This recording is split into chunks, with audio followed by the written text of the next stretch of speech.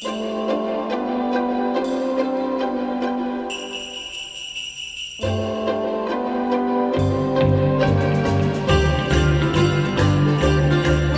always heard about Santaland Diaries, but I had never read it. After we started discussing it, started trying to find out more information about him, and I actually found him reading excerpts from the Santaland Diaries on NPR, which is what made his whole career and what made this piece so popular.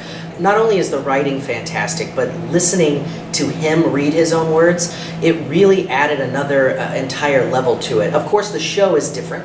The show has to have a little bit more life to it because it's one person on stage performing an actual theatrical piece. It's not just reading an excerpt to a small audience or to a radio crowd. So anybody that's worked in retail, especially during the holidays, will get this show and really enjoy it, I think, because David Sedaris perfectly, with his use of language, perfectly captures what that Christmassy, magical hell is like. Yes.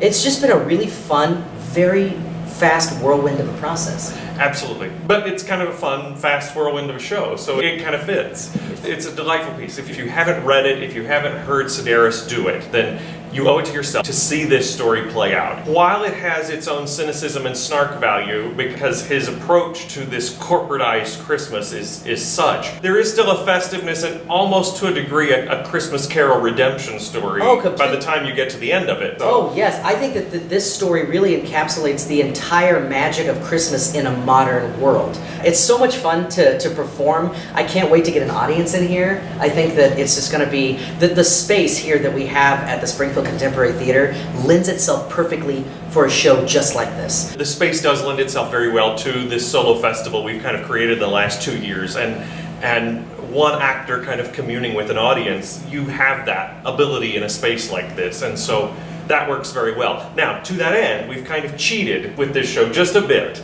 It is still a solo play, but we've augmented it with 3 delightfully wonderful Crumpets who come in and do a few transitional pieces of music. Well, yeah, everybody at Christmas time wants Christmas carol-y kind of music. Absolutely. It's got everything you want for the Christmas season is in the show.